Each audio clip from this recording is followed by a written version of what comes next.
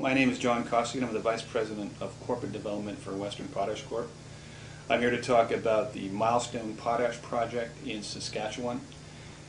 We began exploration in the Prairie Evaporite Basin in 2007 and brought this project from an exploration phase into a development phase, and I'm going to talk about that today. Western Potash has a strong management team with experience in this basin. We've been there for 3 years. We have experience within the management team bringing projects from inception all the way through to production, which includes the Diavik Diamond Mine, which is a $1.5 billion project that we participated in. After the recent acquisitions of Potash 1 and Athabasca in the basin, Western Potash is now the only 100% owned independent advanced stage potash project in Canada that has an established resource estimate and a really firm grasp on the size and potential of the economics of that deposit. The Milestone project is a high-grade Tier 1 resource in the potash mining belt in Saskatchewan. I think it has a potential to become a very, very robust mine in the future. One of the things we look at when we entered the space was the consolidation rates within this industry. Only last month we saw Uralkali and Sylvanite, which are the two largest Russian potash producers, merge together to become a $24 billion industry. We take a look at the bid for the Potash Corp was subject to by BHP. That was a $40 billion bid. This is a big business, and these are enormous cash businesses. And that's why we're interested. And that's why the top 3 mining companies in the world are interested in this sector. We're talking BHP, Rio Tinto, and Vale.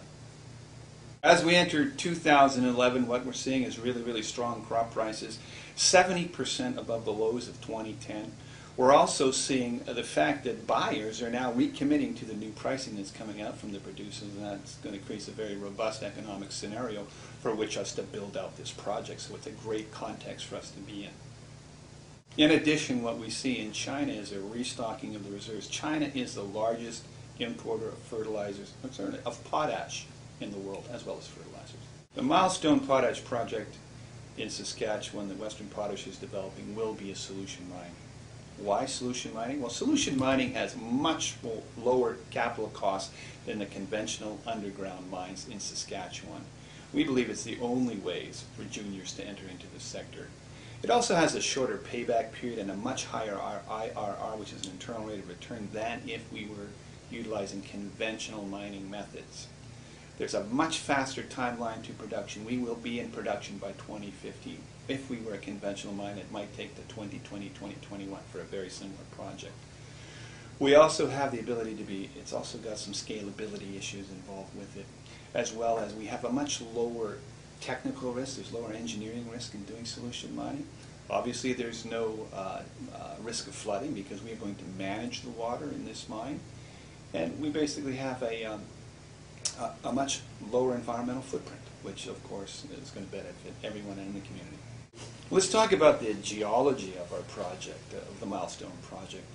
We have an NI 43101 resource estimate that we established in June of 2010. We will be upgrading that in 2011, but what we currently have is we have 41 million tons of potash. This is recoverable tons. This is what we will bring to the surface. We have 41 million tons of measured resource. We have 133 million tons of an indicated resource and 560 million tons of inferred.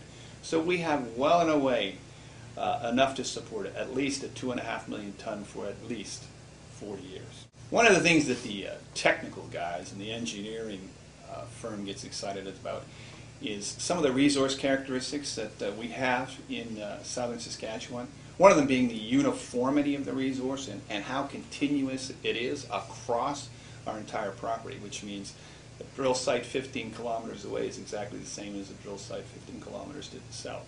That, for an engineer, makes designing a mine much easier and certainly more economic. One of the reasons we are where we are in terms of the geography of Saskatchewan and in southern Saskatchewan is because initially what we plotted out was we asked the question, why is the Mosaic mine where it is? Well, for one, it's on the potash bed, but for another thing, it's very close to a geothermal gradient. So we sought out those characteristics that made that mine a success, and we looked for those geothermal gradients, and lo and behold, we found one, and that's why we staked our land. Now, geothermal gradient is important because what it does is that we have an increased formation temperature, typically 10 degrees, even more than mosaic, more than potash 1. Now that temperature is critical in the dissolution of potash because it allows you to get more potash into solution. And in the mining game, it's all about yield.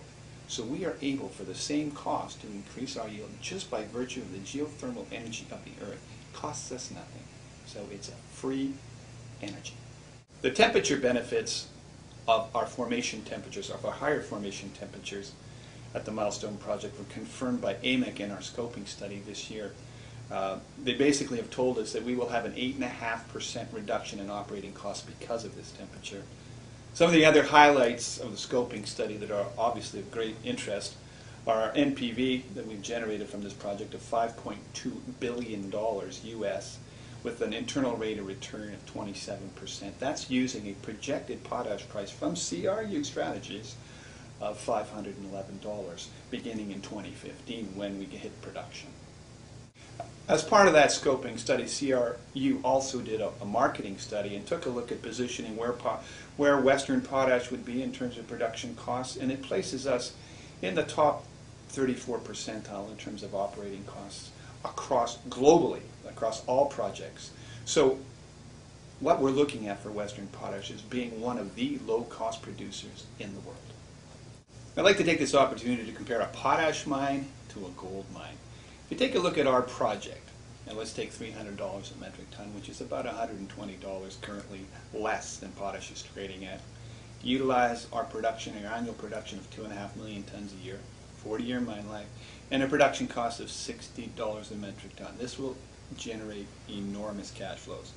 What kind of gold mine do you need to have similar cash flows?